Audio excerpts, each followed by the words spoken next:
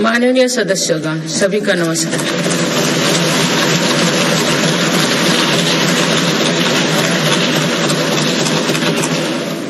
इस नए सदन भवन में ये मेरा पहला संबोधन है। आज की अमृतकाल की शुरुआत में ये भव्य भवन बना है। यहाँ एक भारत श्रेष्ठ भारत की महक भी है। भारत की सभ्यता और संस्कृति की चेतना भी है। इसमें हमारी लोकतांत्रिक और संसदीय परंपराओं के सम्मान का प्रण भी है। साथ ही 21वीं सदी के नए भारत के लिए नई परंपराओं के निर्माण का संकल्प भी है। मुझे पूरा विश्वास है कि इस नए भवन में नीतियों पर सार्थक संवाद होगा। ऐसी नीतियां जो आजादी के अमृत काल में विकसित भारत का निर्माण करेगी। मैं आप सभी को अपनी शुभकामनाएं देती हूँ। माननीय सदस्यगण, ये हमारे संविधान के लागू होने का भी 75वां वर्षगांठ है। इसी कालखंड में आजादी के 75 वर्षों का उत्सव अमृत महोत्सव भी संपन्न हुआ है। इस दौरान देश भर में अनेक कार्यक्रम हुए। देश ने अपने गुमनाम स्वतंत्रता सेनानियों को याद किया। 75 साल बाद युवा पीढ़ी ने फिर स्वतंत्रता संग्राम के उस कालखंड को जिया। इस उत्सव के दौरान मेरी माटी मेरा देश अभियान के तहत देश भर के हर गांव की मिट्टी के साथ अमृत कलश दिल्ली लाया गया। 2 लाख से ज्यादा शिला फलकों स्थापित किए गए। 3 करोड़ से ज्यादा लोगों ने 5 प्राणों की शपथ ली। 70,000 से ज्यादा अमृत सरोवर बने। 2 लाख से ज्यादा अमृत वाटिकाओं का निर्माण हुआ। 2 करोड़ से ज्यादा पेड़ पौधे लगाया गया। 16 करोड़ से ज्यादा लोगों ने तिरंगा के साथ सेल्फी अपलोड की। अमृत उत्सव के दौरान ही कर्तव्य पथ पर नेताजी सुभाष चंद्र बोस की प्रतिमा स्थापित की गई।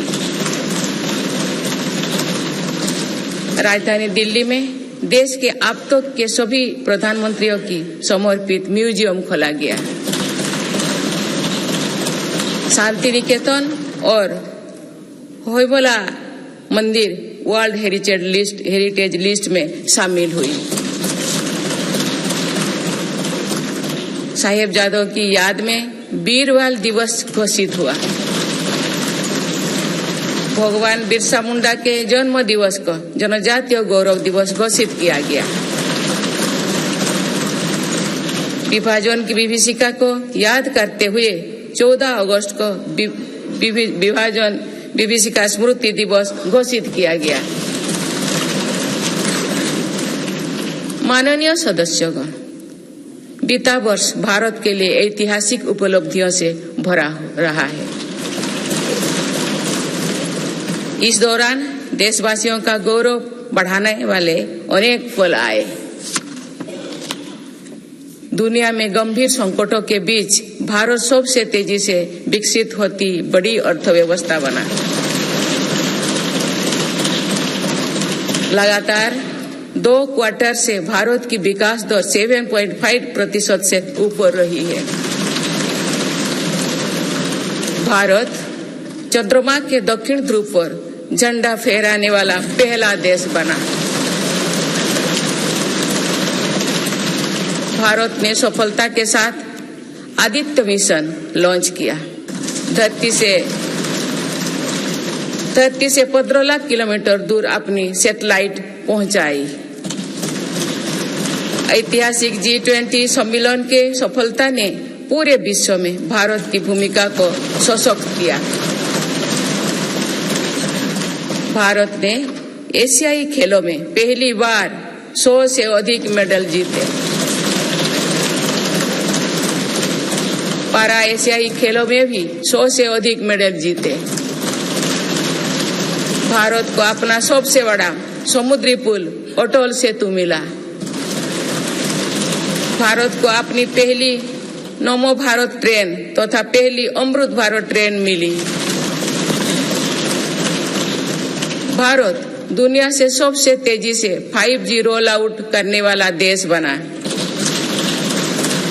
भारतीय एयरलाइंस कंपनी ने दुनिया की सबसे बड़ी एयरक्राफ्ट डील की। पिछले साल ही मेरी सरकार ने मिशन मोड में लाखों युवाओं की सरकारी नौकरी दी है।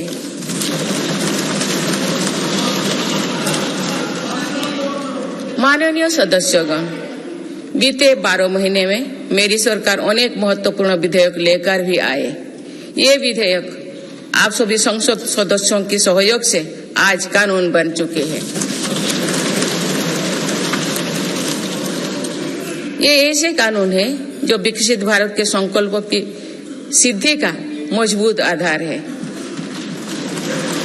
तीन दशक बाद नारी शक्ति बंधन अधिनियम पारित करने के लिए मैं आपकी सराहना करती हूँ।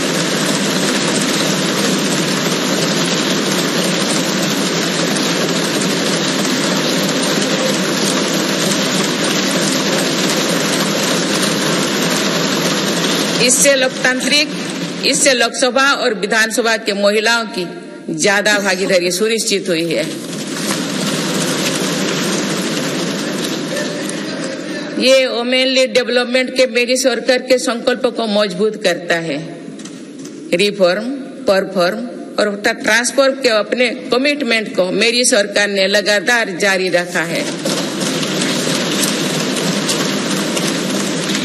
गुलामी के कालखंड में प्रेरित क्रिमिनल जस्टिस सिस्टम अब इतिहास हो गया है। आप दंड को नहीं अपितु न्याय को प्राथमिकता है। न्याय सर्वोपरि के सिद्धांतों पर नई न्याय संहिता देश को मिली है। डिजिटल पर्सनल डेटा प्रोटेक्शन अधिनियम से डिजिटल स्पेस और सुरक्षित होने वाला है। अनुसंधान नेशनल रिसर्च फाउंडेशन अधिनियम से देश में रिसर्च और इनोवेशन को बल मिलेगा। जम्मू और कश्मीर आरक्षण कानून से वहां भी जनजातीय समुदाय को प्रतिनिधित्व का अधिकार मिलेगा। इस दौरान सेंट्रल यूनिवर्सिटी कानून में भी संशोधन किया गया। इससे तेलंगाना में सरोक का सेंट्रल ट्राइबल यूनिवर्सिटी बनने का रास्ता सुगम हुआ। पिछले वर्ष 76 अन्य पुराने कानून को भी हटाया गया है। मेरी सरकार परीक्षाओं में होने वाली गड़बड़ी को लेकर युवाओं की चिंता से अवगत है। इसीलिए ऐसे गलत तरीके को सख्ती के लिए नया कानून बनाने का निर्णय लिया है। माननीय सदस्यगण, कोई भी राष्ट्र तेज गति से तभी आगे बढ़ सकता है जब वो पुराने चुनौतियों का परास्त करते हुए अपने ज्यादा से ज्यादा ऊर्जा भविष्य निर्माण में लगाए। पिछले 10 वर्षों में भारत ने राष्ट्र हित में ऐसे अनेक कार्यों को पूरा होते हुए देखा है जिनका इंतजार देश के लोगों को दशकों से था। राम मंदिर के निर्माण की आकांक्षा सदियों से थी, आज ये सोच हो चुका है।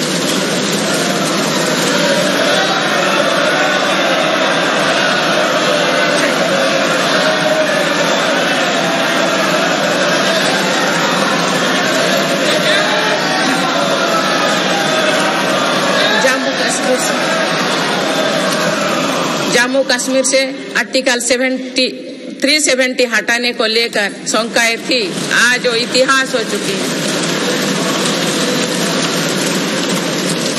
इसी संसद ने 3 तलाक के विरुद्ध कड़ा कानून बनाया है। इसी संसद ने हमारे पड़ोसी देशों से आए पीड़ित अल्पसंख्यकों को नागरिक देने वाला कानून बनाया। मेरी सरकार ने 1 रैंक 1 पेंशन की भी लागू किया, जिसका इंतजार 4 दशकों से था। ओआरओपी लागू होने के बाद अब तक पूर्व सैनिकों को लगभग 1 लाख करोड़ रुपए मिल चुकी है। भारतीय सेना में पहली बार चीफ ऑफ डिफेंस स्टाफ की नियुक्ति भी हुई है। माननीय सदस्यगण, उत्कलमणि पंडित गोपबंधु दास की अमर पंक्तियां असीम राष्ट्र प्रेम की भावना का सदा संचार करती है। उन्होंने कहा था, मिसो मोरो देहो ए देशो माटी रे, देशवासी चाली जान तु पिठी रे, देशर स्वराज्य पथे जेते गाड़ो, पुरु तो ही गड़ी मोरो मांसो हाड़ो। अर्थात मेरा शरीर इस देह की माटी के साथ मिल जाए, देशवासी मेरी पीठ पर से चलते चल जाए, देश के स्वराज पथ में जितनी भी खाइयां हैं वे मेरी हाड़ मांग से फट जाए।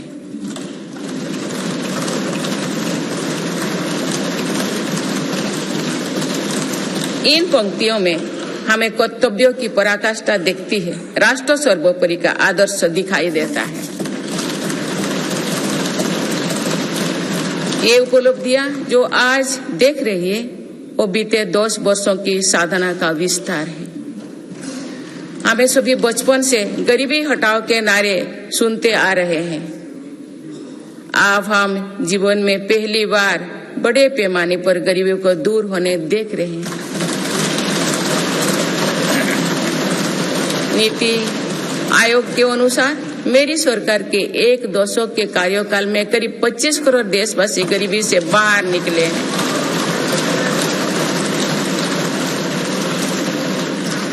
यह प्रत्येक गरीब में नया विश्वास जगाने वाली बात है। जो 25 करोड़ लोगों की गरीबी दूर हो सकती है तो उसकी भी गरीबी दूर हो सकती है। आज अर्थव्यवस्था के विभिन्न आयामों को देखें तो ये विश्वास बढ़ता है कि भारत सही दिशा में तथा सही निर्णय लेते हुए आगे बढ़ रही है। बीते 10 वर्षों में हमने भारत को फ्रेजाइल 5 से निकलकर टॉप 5 इकोनॉमीज में शामिल होते देखा।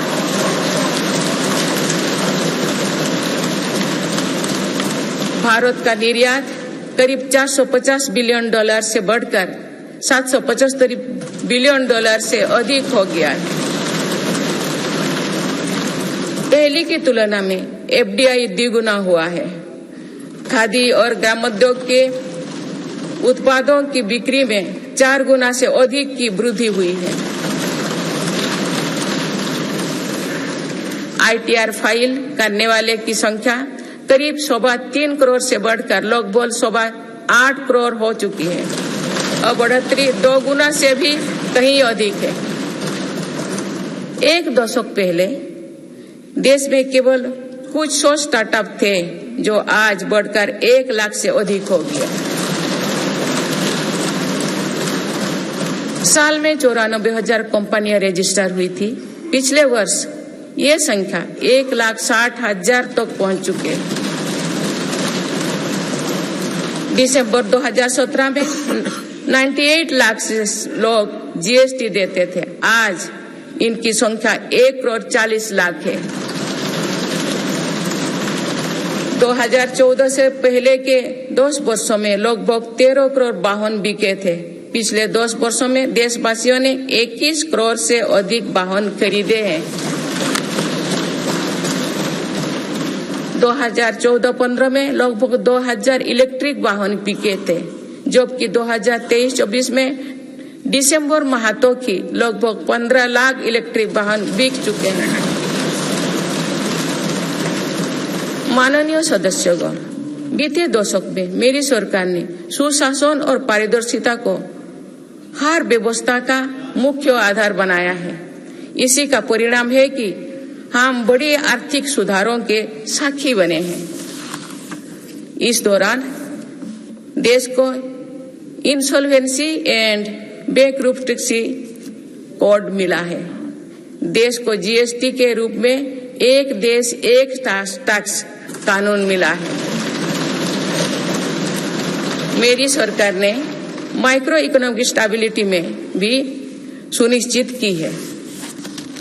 10 वर्षों में कैपेक्स 5 गुना बढ़कर 10 लाख करोड़ हो गया है। साथ ही फिजिकल डेफिसिट भी नियंत्रण भी में है। आज हमारे फॉरेक्स रिजर्व्स 600 अरब डॉलर से ज्यादा है। हमारे बैंकिंग सिस्टम जो पहले बुरी तरह से चरमराया था, वो आज दुनिया के सबसे मजबूत बैंकिंग सिस्टम में से एक बना है। बैंक का एनपीए जो कभी डबल डिजिट में होता था, वो आज लगभग 4% ही है। मेक इन इंडिया और आत्मनिर्भर भारत अभियान हमारी ताकत बन चुकी है। भारत आज दुनिया का दूसरा सबसे बड़ा मोबाइल फोन निर्माता है। पिछले एक दशक के दौरान मोबाइल फोन मैन्युफैक्चरिंग में 5 गुना बढ़ोतरी हुई है। कुछ साल पहले भारत खिलौना आयात करता था, आज मेड इन इंडिया खिलौने निर्यात कर रहा है। भारत का डिफेंस प्रोडक्शन 1 लाख करोड़ रुपए के पार पहुंच चुका है। आज हर भारतीय देश में बने एयरक्राफ्ट कैरियर आईएनएस विक्रांत को देखकर गर्व से भरा हुआ है। लड़ाकू विमान तेजस अब हमारी वायुसेना की ताकत बन रहे हैं। C295 ट्रांसपोर्ट एयरक्राफ्ट का निर्माण भारत में होने जा रहा है।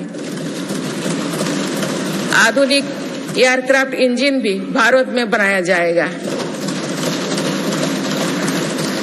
उत्तर प्रदेश और तमिलनाडु में डिफेंस कॉरिडोर का विकास हो रहा है।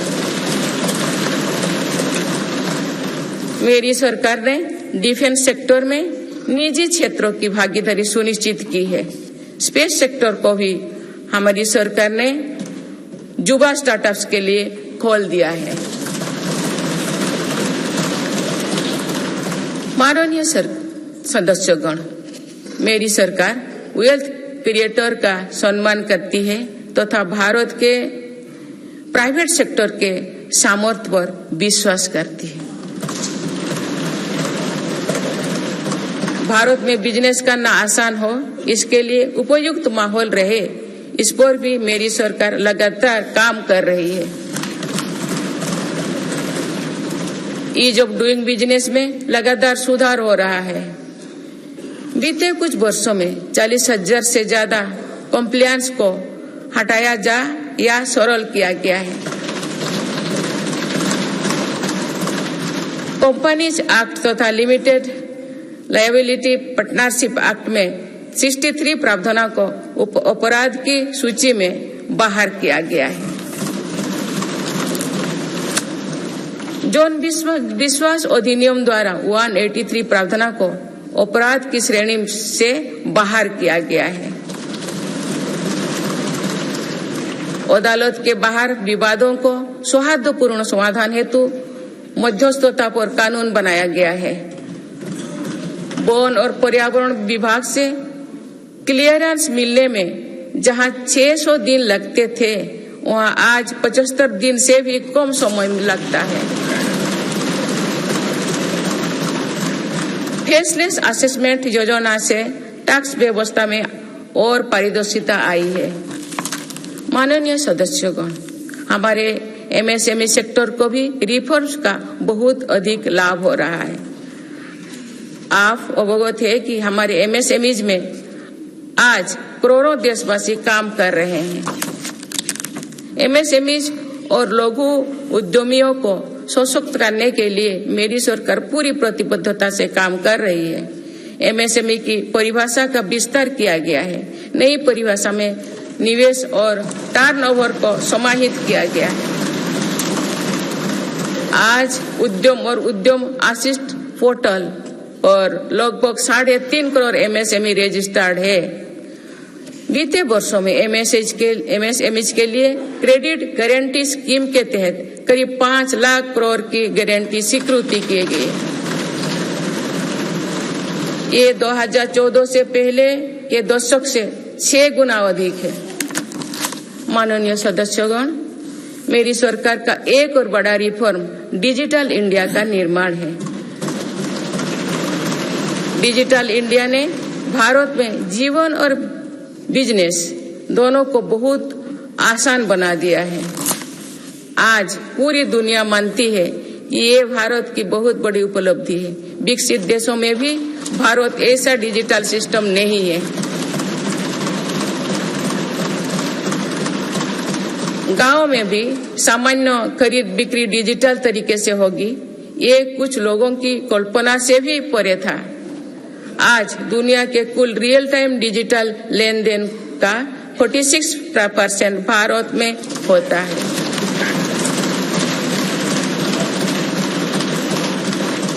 पिछले महीने यूपीआई से रिकॉर्ड 1200 करोड़ ट्रांजैक्शन हुई है। इसके तहत 18 लाख करोड़ रुपया का रिकॉर्ड लेन देन हुआ है। दुनिया के दूसरे देश भी आज यूपीआई से ट्रांजैक्शन की सुविधा दे रही है। डिजिटल इंडिया के कारण बैंकिंग आसान हुई है और लेन देन भी सरल हुआ है। जनधन आधार मोबाइल की त्रिशक्ति से भ्रष्टाचार पर लगाम लगने में मदद मिली है। मेरी सरकार अब तक 34 लाख करोड़ रुपया डीबीटी से ट्रांसफर कर चुके हैं। जनधन आधार मोबाइल के कारण करीब 10 करोड़ फर्जी लाभार्थी सिस्टम से बाहर किए गए हैं। इससे 3.25 लाख करोड़ रुपया गलत हाथों में जाने से बचे हैं।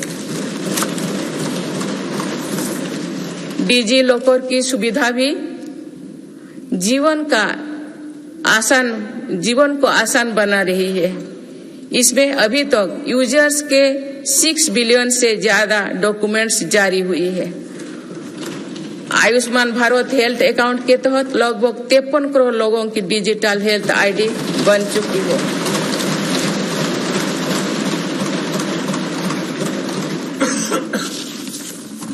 माननीय सदस्यगण, डिजिटल के साथ साथ फिजिकल इंफ्रास्ट्रक्चर पर भी रिकॉर्ड निवेश हुई है। आज भारत में ऐसा इंफ्रास्ट्रक्चर बन रहा है जिसका सपना हर भारतीय देखता था। पिछले 10 वर्षों के दौरान गांव में 4.25 लाख किलोमीटर नई सड़कें बने हुए हैं। नेशनल हाईवे की लंबाई 90,000 किलोमीटर से बढ़कर 1,40,000 किलोमीटर हुई है। 4 लेन नेशनल हाईवे की लंबाई 2.5 गुना बढ़ी है। हाई स्पीड कॉरिडोर की लंबाई 500 किलोमीटर थी, जो आज 4,000 किलोमीटर है। एयरपोर्ट की संख्या 74 से 2 गुना बढ़कर 149 हो चुकी है। देश के बड़े बंदरगाह पर कार्गो हैंडलिंग कैपेसिटी 2 गुना हो गई है। ब्रॉडबैंड इस्तेमाल करने वालों की संख्या में 14 गुना बढ़ोतरी हुई है। देश को लगभग 2 लाख गांव पंचायत को ऑप्टिकल फाइबर से जोड़ा जा चुका है। 4 लाख से अधिक कॉमन सर्विस सेंटर भी खुले हैं, जो रोजगार का बड़ा माध्यम बने हैं। देश में 10,000 किलोमीटर गैस पाइपलाइन भी बढ़ाई गई है। One nation one power grid से बिजली की व्यवस्था में सुधार हुआ है। One nation one gas grid से गैस आधारित अर्थव्यवस्था को बल मिल रहा है। सिर्फ 5 शहरों तक सीमित मेट्रो की सुविधा आज 20 शहरों में है। 25,000 किलोमीटर से ज्यादा रेलवे ट्रैक बिछाई गई। ये कोई विकसित देश के कुल रेलवे ट्रैक की लंबाई से भी ज्यादा है। भारत रेलवे के 100% इलेक्ट्रिफिकेशन के बहुत निकट है। इस दौरान भारत में पहली बार सेमी हाई स्पीड ट्रेन शुरू हुई है। आज 39 से ज्यादा रोड्स पर वंदे भारत ट्रेन चल रही है। अमृत भारत स्टेशन योजना के तहत 1300 से ज्यादा रेलवे स्टेशनों का कायाकल्प हो रहा है।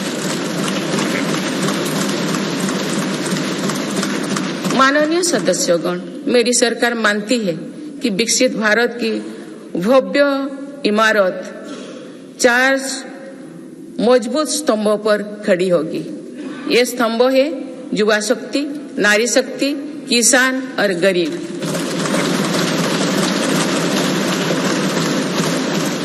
देश के हर हिस्से, हर समाज में इन सभी की स्थिति और सपने एक जैसे ही हैं। इसीलिए इन 4 स्तंभों को सशक्त करने के लिए मेरी सरकार निरंतर काम कर रही है। मेरी सरकार ने टैक्स का बहुत बड़ा हिस्सा इन स्तंभों को मजबूत बनाने पर खर्च किया है। 4 करोड़ 10 लाख गरीब परिवार को अपना पक्का घर मिला। इस पर लगभग 6 लाख करोड़ रुपया खर्च किए गए। लगभग 11 करोड़ ग्रामीण परिवारों तक पहली बार पाइप से पानी पहुंचा है। इस पर 4 लाख करोड़ रुपया खर्च किया जा रहे हैं। हाल ही में 10 करोड़ उज्ज्वला के गैस कनेक्शन पूरी हुई है। आज इन लाभार्थी बहनों को बहुत सस्ती गैस भी दी जा रही है। इस पर भी सरकार द्वारा 2.5 लाख करोड़ रुपया खर्च किए गए हैं। कोरोना काल से ही 80 करोड़ देशवासियों को मुफ्त राशन दिया जा रहा है।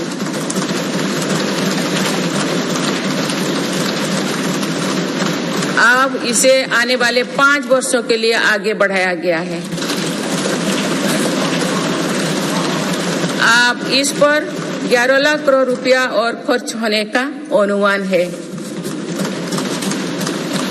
मेरी सरकार का प्रयास है कि हर योजना का तेजी से सैचुरेशन हो, कोई भी लाभार्थी वंचित ना रहे।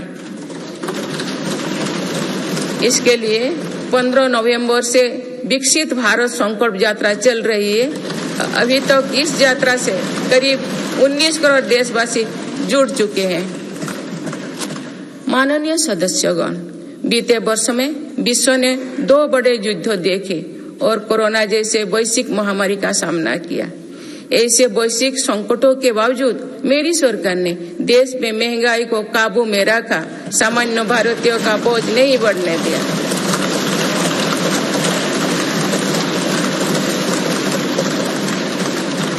दो 2014 से पहले के 10 वर्षों में औसत महंगाई दर 8% से अधिक थी। पिछले दशकों में औसत महंगाई दर 5% रही। मेरी सरकार का प्रयास रहा है कि सामान्य देशवासी की जेब में अधिक से अधिक बचत कैसे हो। पहले भारत में 2 लाख रुपए की आय पर टैक्स लग जाता था। आज भारत में 7 लाख रुपए तक की आय पर भी टैक्स नहीं लगता।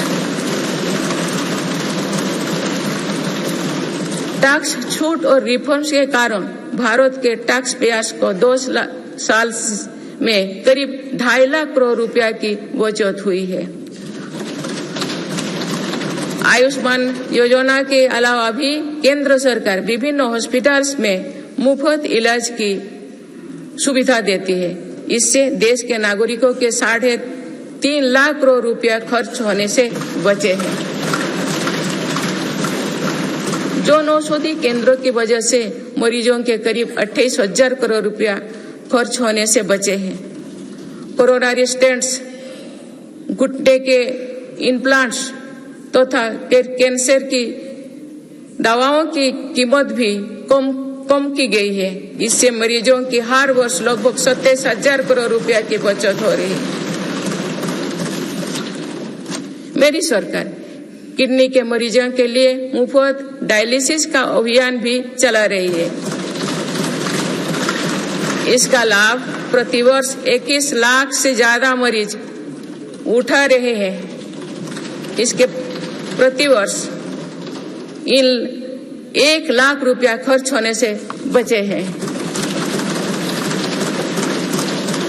गरीबों को सस्ता राशन मिलता रहे, इसके लिए मेरी सरकार ने पिछले दशक में करीब 20 लाख करोड़ रुपया खर्च किए हैं।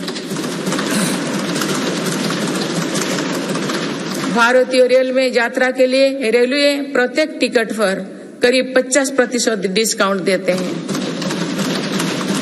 इससे गरीब और मध्यम वर्ग के यात्रियों को हर वर्ष 60,000 करोड़ रुपया की बचत होती है। गरीब और मध्यम वर्ग को कम कीमत पर हवाई टिकट मिल रहे हैं। उड़ान योजना के अंतर्गत गरीब और मध्यम वर्गों को हवाई टिकटों पर 3,000 करोड़ रुपया से ज्यादा की बचत हुई है। LED बल्ब की योजना के कारण बिजली के बिलों में 20,000 करोड़ रुपया में अधिक बचत हुई है।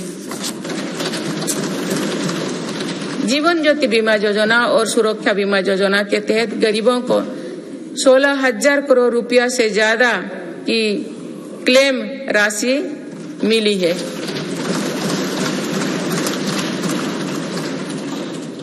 माननीय सदस्यगण, नारी शक्ति का सामर्थ्य बढ़ाने के लिए मेरी सरकार हर स्तर पर काम कर रही है। इस वर्ष की गणतंत्र दिवस परेड भी नारी शक्ति के लिए समर्पित थी।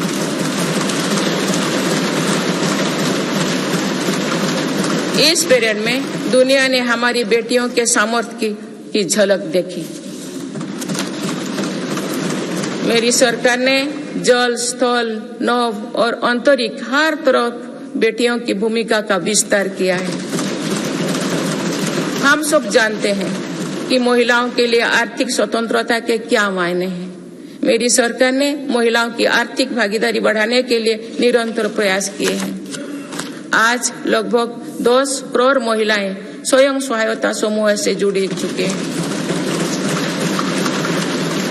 इन समूहों को 8 लाख करोड़ रुपया बैंक लोन और 40,000 करोड़ रुपया की आर्थिक सहायता दी गई है। मेरी सरकार 2 करोड़ महिलाओं को लाखपति दीदी बनाने का अभियान चला रही है।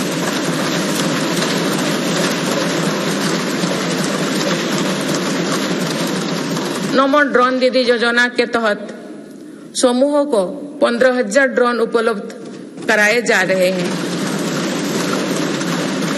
मातृत्व अवकाश 12 सप्ताह से बढ़ाकर 26 सप्ताह करने से देश की लाखों महिलाओं को बहुत मदद मिली है। मेरी सरकार ने महिलाओं की पहली बार सशस्त्र बलों में परमानेंट कमीशन दिया गया है। पहली बार सैनिक स्कूलों और राष्ट्रीय रक्षा अकादमी में महिला कैडेट्स के प्रवेश दिया गया है। आज महिलाएं फाइटर पायलट भी है और नौसेना के जहाज को भी पहली बार कमांड कर रहे हैं। मुद्रा योजना के तहत जो 40 करोड़ से ज्यादा लोन दिए गए हैं, उनमें करीब 31 करोड़ से ज्यादा लोन महिलाओं को मिली है। इस योजना से लाभ लेकर करोड़ों महिलाओं ने स्वरोजगार शुरू किए हैं। माननीय सदस्यगण, मेरी सरकार आज खेती को अधिक लाभकारी बनाने पर बल दे रही है। हमारा ये प्रयास है कि खेती में लागत कम हो और लाभ अधिक हो। मेरी सरकार ने पहली बार 10 करोड़ से अधिक छोटे किसानों को भी देश की कृषि नीति और योजना में प्रमुखता दी है।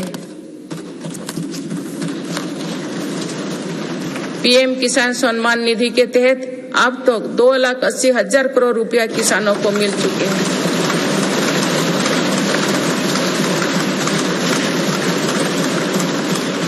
दो सालों में किसानों के लिए बैंक से आसान लोन में 3 गुना वृद्धि की गई है। प्रधानमंत्री फसल बीमा योजना के तहत किसानों ने 30,000 करोड़ रुपया प्रीमियम भरा। इसके बदले उन्हें 1.5 लाख करोड़ रुपए का क्लेम मिला है।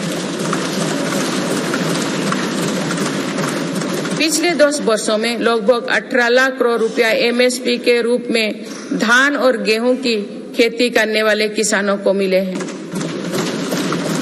ये 2014 से पहले के 2 सालों की तुलना में 2.5 गुना अधिक है।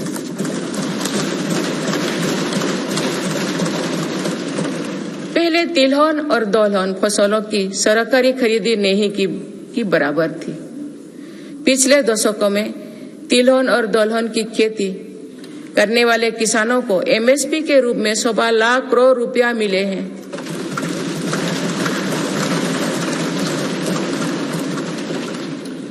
ये मेरी ही सरकार है जिसने पहली बार देश में कृषि निर्यात नीति बनाई है।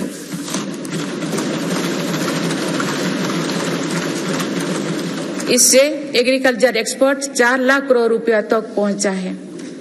किसानों को सस्ती खाद मिले, इसके लिए 10 सालों में 11 लाख करोड़ रुपया से अधिक खर्च किए गए हैं। मेरी सरकार ने 2.25 लाख से ज्यादा प्रधानमंत्री किसान समृद्धि केंद्र स्थापित किए हैं। अभी तक लगभग 8,000 किसान उत्पादक संघ FPO बनाए जा चुके हैं। मेरी सरकार कृषि में सहकारिता को बढ़ावा दे रहे हैं। इसके लिए देश में पहली बार सहकारिता मंत्रालय बनाया गया है। सरकारी क्षेत्र में दुनिया की सबसे बड़ी अनाज भंडारण योजना शुरू की गई है। जिन गांव में सहकारी समितियां नहीं है, वहां 2 लाख समितियां बनाई जा रही है। मत्स्य पालन क्षेत्र में 38,000 करोड़ रुपया से अधिक की योजनाएं चलाई जा रही है, जिसके कारण मत्स्य उत्पादन पिछले 2 साल में 95 लाख मीट्रिक टन से बढ़कर 175 लाख मीट्रिक टन यानी लगभग 2 गुना हो गया है। इनलैंड फिशरीज का उत्पादन 61 लाख मीट्रिक टन से बढ़कर 131 लाख मीट्रिक टन हो गया है। मत्स्य पालन क्षेत्र में निर्यात भी 30,000 करोड़ रुपया से बढ़कर 64,000 करोड़ रुपया तक यानी 2 गुनी से ज्यादा बढ़ा है।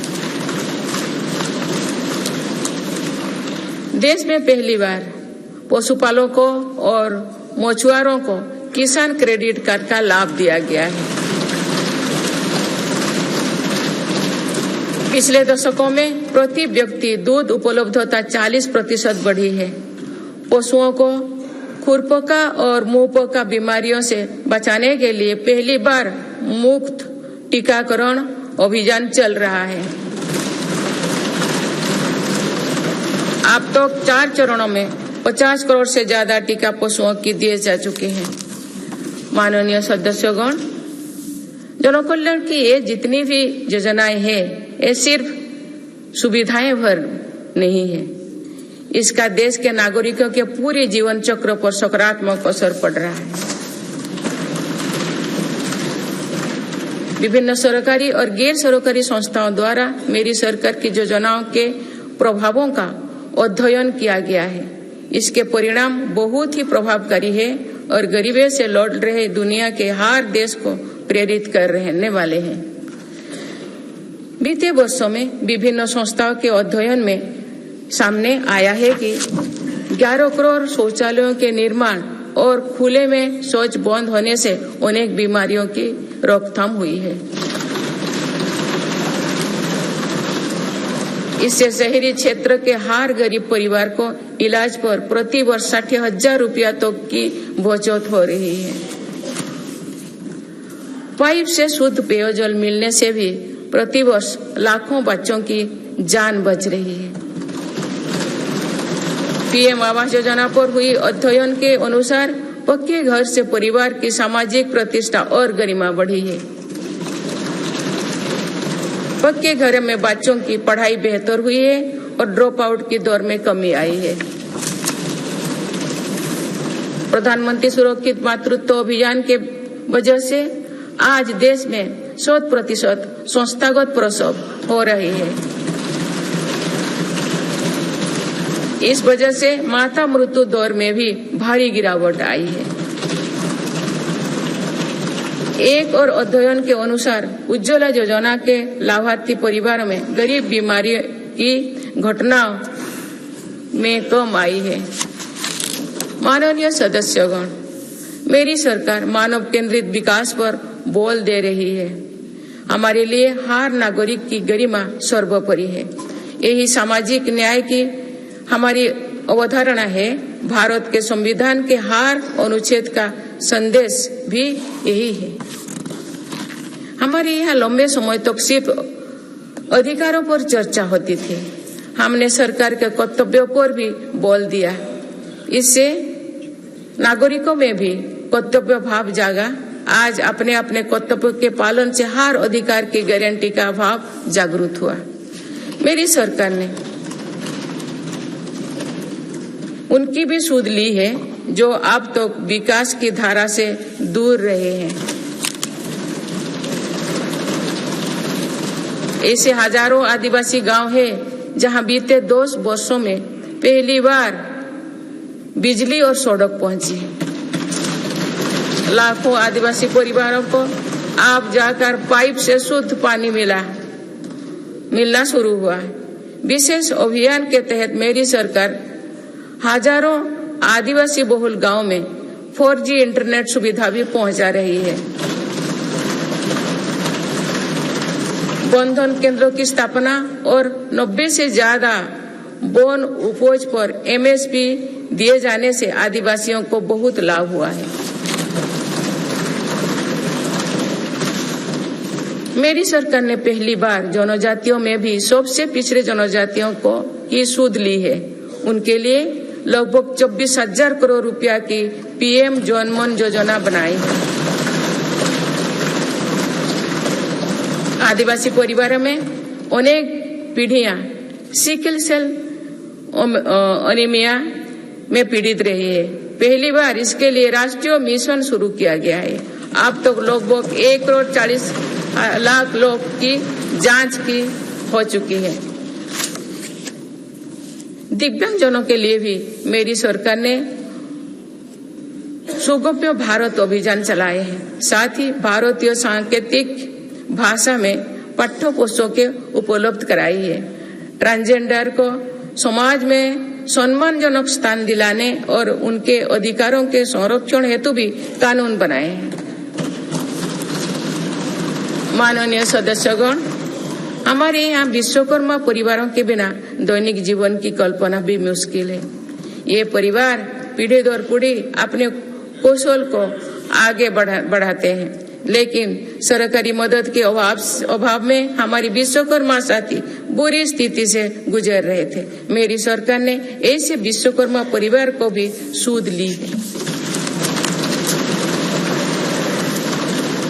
अभी तक PM विश्वकर्मा योजना से 84 लाख से ज्यादा लोग जुड़ चुके हैं।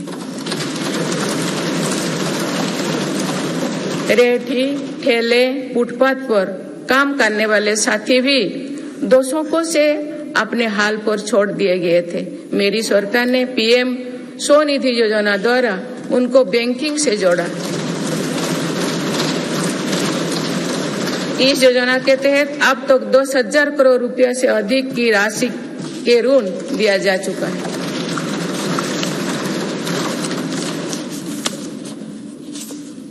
सरकार ने इन पर भरोसा करते हुए बिना कोलेटरल के ऋण दिया।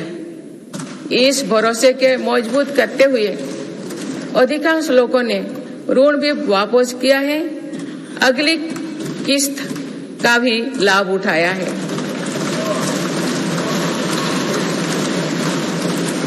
इस योजना के अधिकतर लाभार्थी दलित, पिछड़े, आदिवासी और महिलाएं हैं।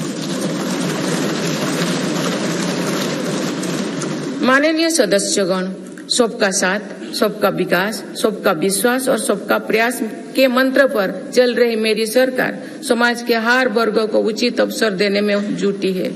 पहली बार सामान्य वर्ग के गरीबों को आरक्षण की सुविधा दी गई है। मेडिकल में ग्रेजुएशन और पोस्ट ग्रेजुएशन के लिए ओबीसी के केंद्रीय कोटे के तहत दाखिले में 37% आरक्षण सुनिश्चित किया गया है। राष्ट्रीय पिछड़ा बोर्ड आयोग को संवैधानिक दर्जा दिया गया है।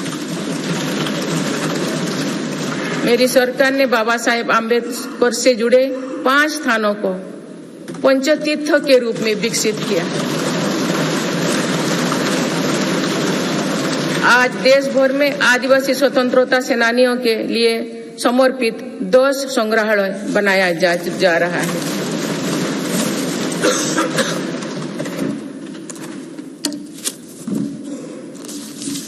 माननीय सदस्यगण, मेरी सरकार ने ऐसे क्षेत्रों की भी पहली बार विकास से जोड़ा है जो दशकों तक उपेक्षित रहे। हमारी सीमाओं से सटे गांव को देश का अंतिम गांव माना जाता था। मेरी सरकार ने उन्हें देश का पहला गांव बनाया।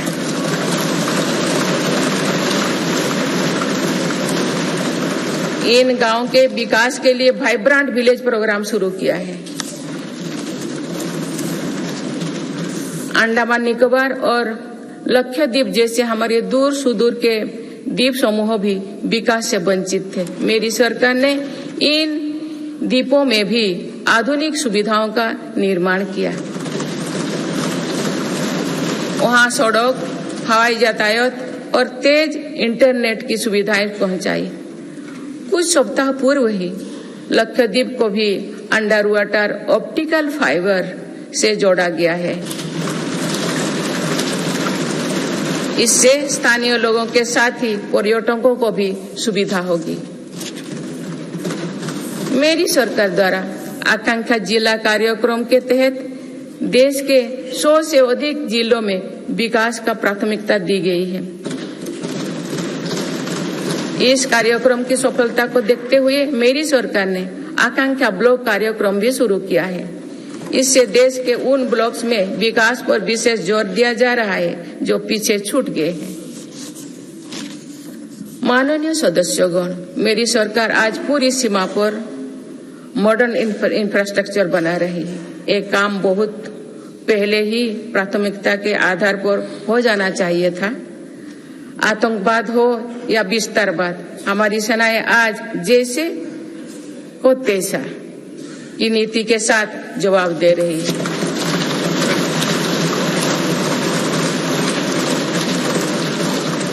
आंतरिक शांति के लिए मेरी सरकार के प्रयासों के सार्थक परिणाम हमारे सामने है। जम्मू कश्मीर में आज सुरक्षा का वातावरण है। आज वहाँ हड़ताल का सन्नाटा नहीं, भीड़ भरे बाजार की चल पहल है। नॉर्थ ईस्ट में अलगाववाद की घटना में भारी कमी आई है। अनेक संगठनों ने स्थायी शांति के तरफ कदम बढ़ाए हैं। नक्सलवाद से प्रभावित क्षेत्र घटे हैं और नक्सली हिंसा में भी भारी गिरावट हुई है।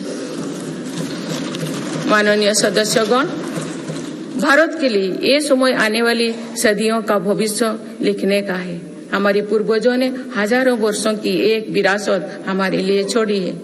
अपने पूर्वजों की सौगातों का आज भी हम बड़े गौरव के साथ याद करते हैं। आज की पीढ़ी को भी ऐसा विरासत बनानी है जो सदियों तक याद रखी जाए। इसलिए मेरी सरकार आज एक बड़े विजन पर काम कर रही है। इस विजन में आने वाले 5 वर्षों का कार्यक्रम भी है। इसमें आने वाले 25 साल का रोड मैप भी है। हमारे लिए विकसित भारत सिर्फ आर्थिक समृद्धि तक सीमित नहीं है,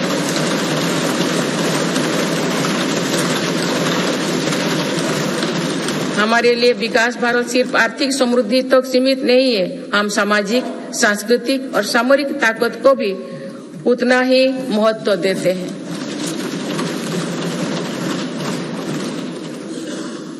इनके बिना विकास और आर्थिक समृद्धि स्थायी नहीं रह सकती है।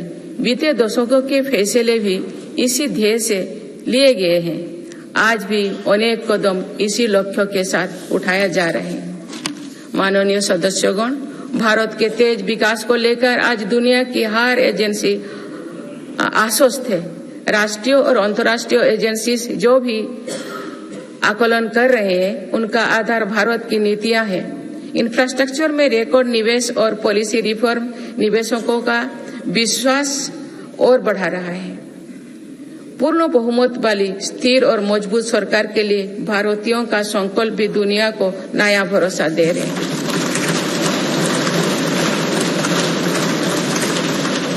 आज दुनिया को विश्वास है कि भारत ही ग्लोबल सप्लाई चेन को सशक्त कर सकता है। इसलिए भारत भी आज इसके लिए बड़े कदम उठा रहे हैं। देश में एमएसएमई का एक मजबूत नेटवर्क बनाया जा रहा है। मेरी सरकार ने 14 सेक्टर्स के लिए PLI योजनाएं शुरू किए हैं। इसके तहत अभी तक लगभग 9 लाख करोड़ रुपया का उत्पादन हो चुका है। इससे देश में रोजगार और स्वरोजगार के लाखों नए अवसर बने। PLI से इलेक्ट्रॉनिक्स, फार्मा, फूड प्रोसेसिंग और मेडिकल डिवाइस के सेक्टर में भी लाभ हो रहा है। मेडिकल डिवाइस से जुड़े दर्जनों प्रोजेक्ट्स में उत्पादन शुरू हो चुका है। मेरी सरकार ने देश में 3 बल्क ड्रग पार्क भी बनाए हैं। माननीय सदस्यगण, आज मेड इन इंडिया एक ग्लोबल ब्रांड बन चुका है। मेक इन इंडिया को लेकर आज दुनिया आकर्षित हो रही है। आत्मनिर्भर भारत के लक्ष्यों को दुनिया समझ रही है। आज दुनिया भर की कंपनियां भारत में नए सेक्टर्स को लेकर उत्साहित है। सेमीकंडक्टर सेक्टर में हो रहा निवेश इसका उदाहरण है। सेमीकंडक्टर सेक्टर से इलेक्ट्रॉनिक्स और ऑटोमोबाइल सेक्टर को भी बहुत लाभ होगा। मेरी सरकार आज ग्रीन मोबिलिटी को बहुत प्रोत्साहित दे रही है। बीते कुछ सालों में ही देश में लाखों इलेक्ट्रिक वाहनों का निर्माण हुआ है। अब तो हम भारत में ही बड़े हवाई जहाज की मैन्युफैक्चरिंग के लिए भी कदम बढ़ा चुके हैं। आने वाले समय में मैन्युफैक्चरिंग सेक्टर्स में करोड़ों नए रोजगारों का सृजन होगा। माननीय सदस्यगण, विश्व में आज ऐसे उत्पादों को विशेष मांग है जो पर्यावरण के अनुकूल है। इसलिए मेरी सरकार जीरो इफेक्ट जीरो डिफेक्ट पर बल दे रही है। आज ग्रीन एनर्जी पर हमारा बहुत फोकस है। 10 वर्षों में नॉन फॉसिल फ्यूल पर आधारित ऊर्जा क्षमता 81 गीगावाट से बढ़कर 188 गीगावाट हो चुकी है। इस दौरान सोलर पावर कैपेसिटी में 26 गुना बढ़ोतरी हुई है। इसी तरह विंड पावर कैपेसिटी 2 गुनी हो चुकी है। रिन्यूएबल एनर्जी इंस्टॉल कैपेसिटी की दृष्टि से हम दुनिया में 4थे नंबर पर हैं। विंड पावर कैपेसिटी में भी हम 4थे नंबर पर हैं।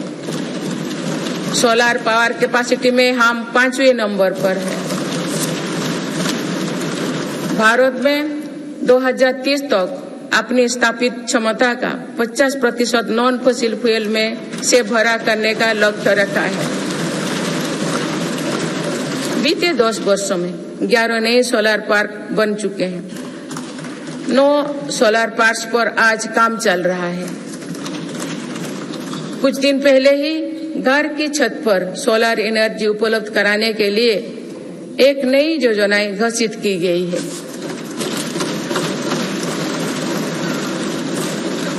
इसके तहत 1 करोड़ परिवारों को मदद दी जाएगी। इससे बिजली का बिल भी कम होगा और अतिरिक्त बिजली की खरीद विद्युत बाजारों में की जाएगी। परमाणु ऊर्जा के क्षेत्र में भी बहुत तेजी से काम किया जा रहा है। मेरी सरकार ने 10 नए परमाणु ऊर्जा संयंत्रों को स्वीकृति दी है।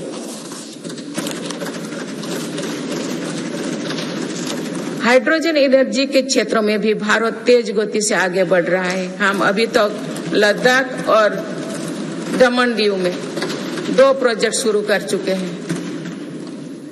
मेरी सरकार ने इथेनॉल के क्षेत्र में अभूतपूर्व काम किया है।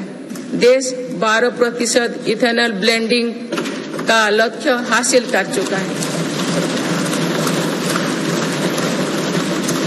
बहुत ही जल्द 20% इथेनॉल ब्लेंडिंग का टारगेट भी पूरा होने वाला है। इससे हमारे किसानों की आय बढ़ेगी। अभी तक सरकारी कंपनियां 1 लाख करोड़ रुपया से ज्यादा का इथेनॉल खरीद चुकी हैं। इन सारे प्रयासों से अपनी ऊर्जा जरूरतों के लिए विदेशों पर निर्भरता कम होगी। कुछ दिन पहले ही बंगाल की खाड़ी में एक नया ब्लॉक में तेल उत्पादन शुरू हुआ है। ये देश के लिए एक बड़ी सफलता है। माननीय सदस्यगण, धरती में महत्वपूर्ण खनिजों की मात्रा सीमित है। इसीलिए मेरी सरकार सर्कुलर इकोनॉमी को प्रोत्साहित कर रही है। भारत की पहली व्हीकल स्क्रैपेज पॉलिसी का लक्ष्य भी है।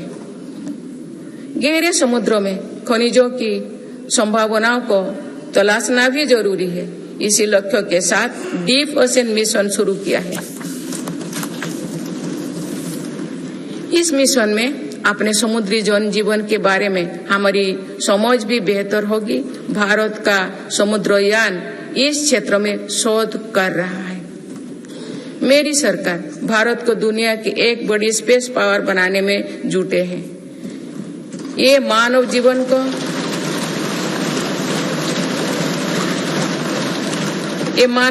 को बेहतर बनाने का एक माध्यम है। साथ ही ये स्पेस इकोनॉमी में भारत की हिस्सेदारी बढ़ाने का भी प्रयास है। भारत के स्पेस प्रोग्राम के विस्तार के लिए महत्वपूर्ण फैसला लिए गए हैं। इसके कारण अनेक नए स्पेस स्टार्टअप्स बने हैं। अब वो दिन दूर नहीं है जो भारत का गगनयान स्पेस में जाएगा।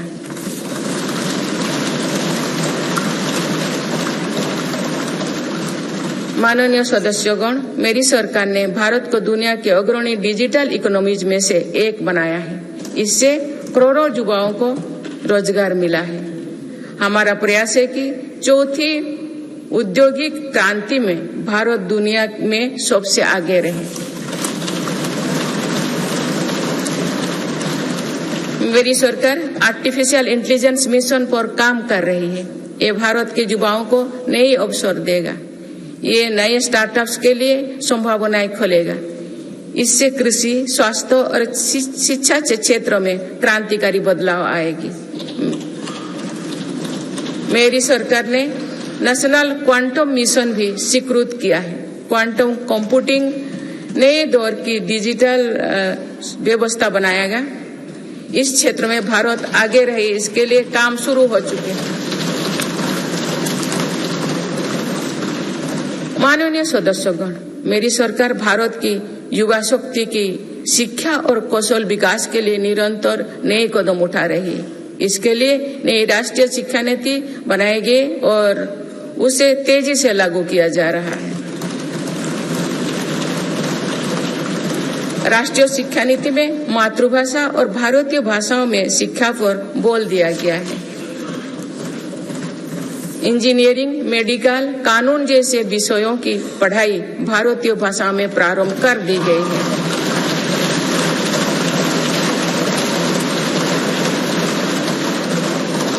स्कूली शिक्षा में गुणवत्ता लाने के लिए मेरी सरकार 14,000 से अधिक पीएम श्री विद्यालयों पर काम कर रही है।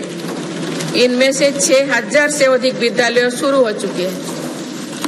मेरी सरकार के प्रयासों से देश में ड्रॉप आउट रेट कम हुआ है। उच्च शिक्षा में छात्राओं के दाखिले ज्यादा हो रही है। अनुसूचित जाति के विद्यार्थियों के नामांकन में लगभग 44% वृद्धि हुई है। नामांकन में अनुसूचित जनजाति के विद्यार्थियों की 65% और ओबीसी के विद्यार्थियों को 44% अधिक वृद्धि हुई है। इनोवेशन को बढ़ावा देने के लिए अटल इनोवेशन मिशन के अंतर्गत 2000 अटल टिंकरिंग लैब स्थापित किए गए हैं। इसमें 1 करोड़ से अधिक विद्यार्थी जुड़े हैं। साल 2014 तक देश में 7 एम्स और 390 से भी कम मेडिकल कॉलेज थे। वही पिछले दशक में 16 एम्स और 315 मेडिकल कॉलेज स्थापित किए गए।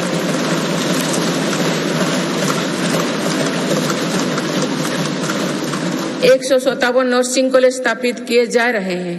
पिछले दशक में एमबीबीएस की सीटों में 2 गुना से भी अधिक की वृद्धि हुई है। माननीय सदस्यगण, पर्यटन क्षेत्र युवाओं के लिए रोजगार देने वाला एक बड़ा सेक्टर है। मेरी सरकार ने बीते 10 वर्षों में पर्यटन के क्षेत्र में अभूतपूर्व काम किए हैं। भारत में घरेलू टूरिस्ट की संख्या के साथ ही भारत आने वाले विदेशी पर्यटकों की संख्या भी बढ़ी है। पर्यटन के क्षेत्र में जो वृद्धि हो रही है, इसका कारण भारत की बढ़ती साख है। आज दुनिया भारत को देखना और जानना चाहती है। इसके अलावा शानदार कनेक्टिविटी विकसित होने के कारण भी पर्यटन का दायरा बढ़ा है। जगह जगह एयरपोर्ट बनने से भी बहुत फायदा हो रही है। नॉर्थ ईस्ट में आज रिकॉर्ड संख्या में टूरिस्ट पहुंच रही है।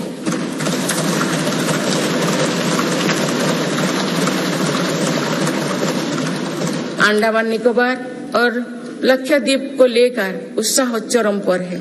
मेरी सरकार ने देश भर में तीर्थ और ऐतिहासिक स्थलों के विकास पर बल दिया है।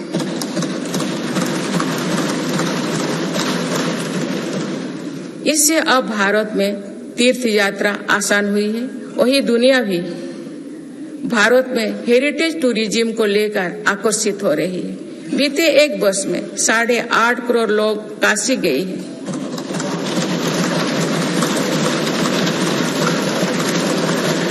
पाँच करोड़ से अधिक लोगों ने महाकाल के दर्शन किए हैं।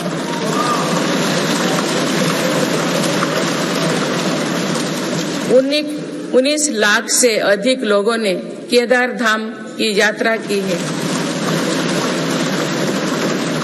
अयोध्या धाम में ही प्राण प्रतिष्ठा के बाद 5 दिनों में ही 13 लाख श्रद्धालु दर्शन कर चुके हैं।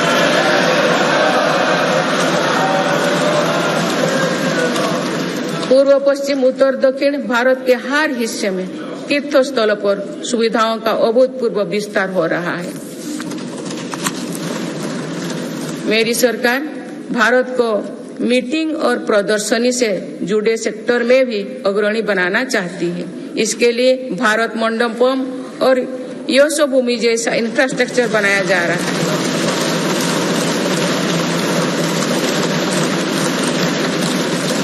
आने वाले समय में टूरिज्म रोजगार का एक बहुत बड़ा माध्यम बनेगा।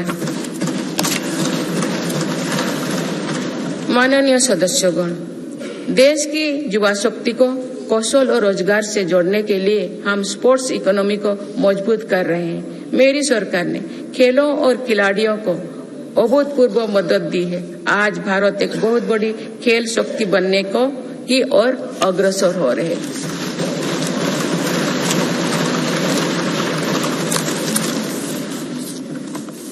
खिलाड़ियों के साथ ही आज हम स्पोर्ट्स से जुड़े दूसरे क्षेत्रों पर भी बल दे रहे हैं। आज नेशनल स्पोर्ट्स यूनिवर्सिटी बन चुकी है। देश में हमने दर्जनों सेंटर ऑफ एक्सीलेंस बनाए हैं।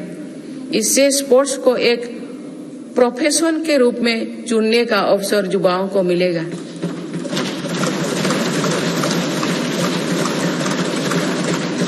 खेल उपकरण से जुड़ी इंडस्ट्री को भी हर प्रकार की मदद दी जा रही है।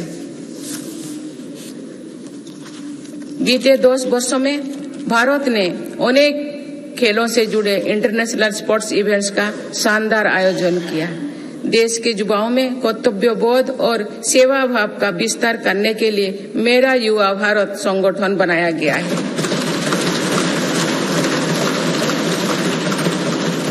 अभी तक इस संगठन से लगभग 1 करोड़ युवा जुड़ चुके हैं। माननीय सदस्यगण, संक्रमण काल में एक मजबूत सरकार होने का क्या मतलब होता है, ये हमने देखा है। बीते 3 वर्षों से पूरी दुनिया में उथल पुथल मची हुई है। दुनिया के अलग अलग हिस्सों में दरार पड़ गए हैं। इस कठिन दौर में मेरी सरकार ने भारत को विश्व मित्रों के रूप में स्थापित किया है।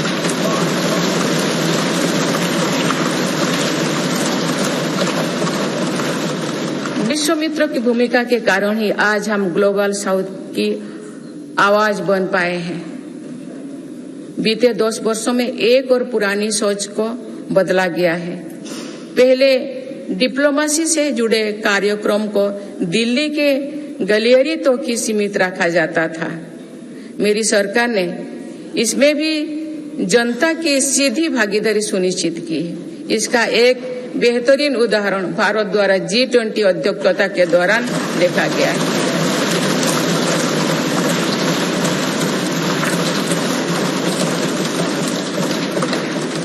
भारत ने G20 को जिस प्रकार जनता से जोड़ा, वैसा पहले कभी नहीं था। देश भर में हुए कार्यक्रम के जरिए भारत के वास्तविक सामर्थ्य से दुनिया का परिचय हुआ। जम्मू कश्मीर और नॉर्थ ईस्ट में पहली बार इतने बड़े अंतर्राष्ट्रीय कार्यक्रम हुए।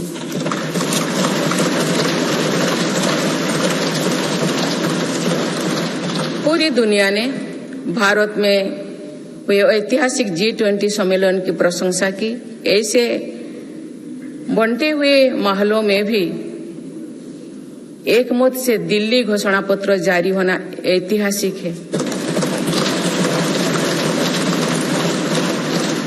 वुमेन लीड डेवलपमेंट से लेकर पर्यावरण के मुद्दों पर भारत का विजन दिल्ली घोषणा पत्र की नींव बना। हमारे प्रयासों से G20 में अफ्रीकन यूनियन के स्थायी सदस्यता को भी सराहा गया है। इसी सम्मेलन के दौरान Bharat middle east Europe corridor के निर्माण की घोषणा हुई है। ये कॉरिडोर भारत के सामुद्रिक सामर्थ्यों को और सशक्त करेगा। ग्लोबल बायोफ्यूल अलायंस का लॉन्च होना भी बहुत बड़ी घटना है। इस प्रकार के कदम वैश्विक समस्याओं के समाधान में भारत की भूमिका का विस्तार कर रहे हैं। माननीय सदस्यगण, मेरी सरकार ने वैश्विक विवादों और संघर्षों के इस दौरे में भी भारत के हितों को मजबूती से दुनिया के सामने रखा है। भारत की विदेश नीति का दायरा आज अतीत की विदेशों से कहीं आगे बढ़ चुका है। आज भारत अनेक वैश्विक संगठनों का सम्मानित सदस्य है। आज आतंकवाद के खिलाफ भारत दुनिया के एक प्रमुख आवाज है।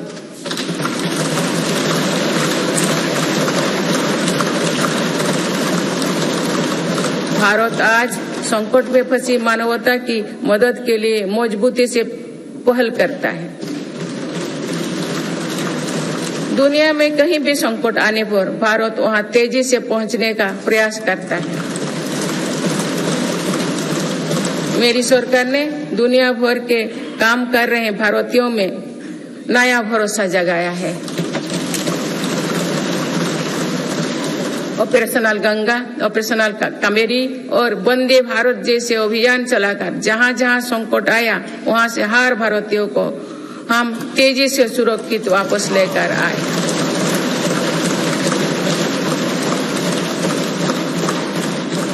मेरी सरकार ने योग, प्राणायाम और आयुर्वेद की भारतीय परंपरा को पूरी दुनिया तक पहुंचाने के लिए निरंतर प्रयास किए।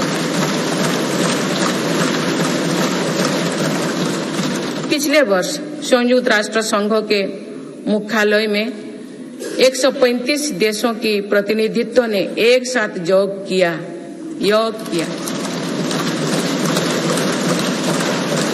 ये अपने आप में एक नया रिकॉर्ड है।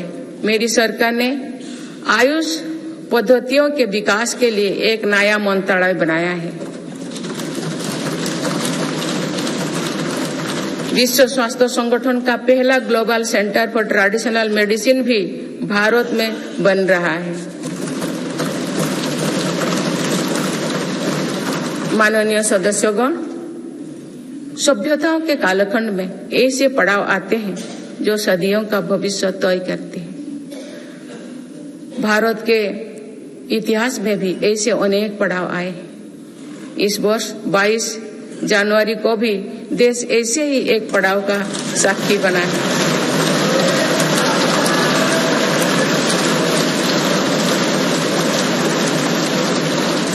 सदियों की प्रतीक्षा के बाद अयोध्या में रामलला अपने भव्य मंदिर में विराजमान।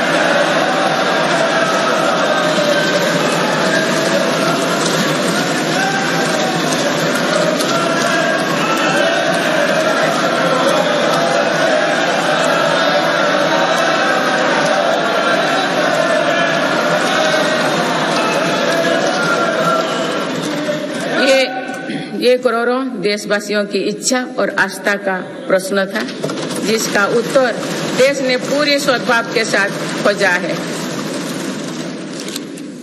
माननीय सदस्यगण, आप सभी करोड़ों भारतीयों की आकांक्षाओं के प्रतिनिधि हैं। आज जो युवा स्कूल कॉलेज में है, उनके सपने बिल्कुल अलग हैं। हम सभी का ये दायित्व है कि अमृत पीढ़ी के सपनों को पूरा करने में कोई कसर बाकी ना रहे।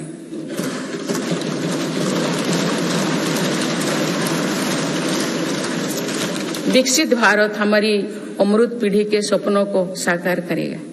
इसलिए हम सभी को एक साथ मिलकर संकल्पों की सिद्धि के लिए जुड़ना होगा।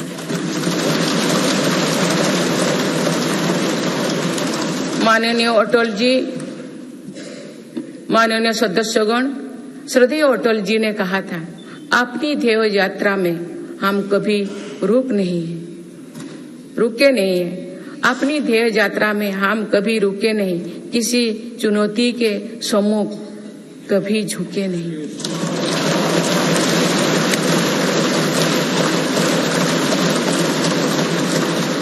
मेरी सरकार 140 करोड़ देशवासियों के सपनों को पूरा करने की गारंटी के साथ आगे बढ़ रही है।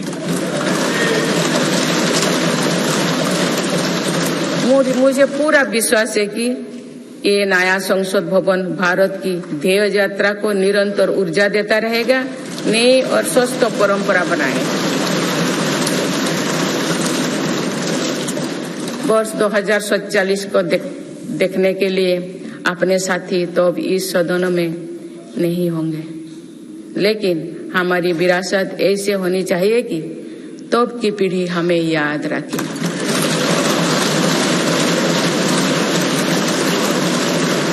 आप सभी को बहुत बहुत शुभकामनाएं। धन्यवाद।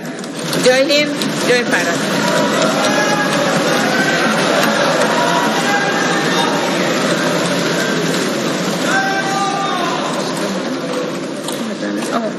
आपको पढ़ना है।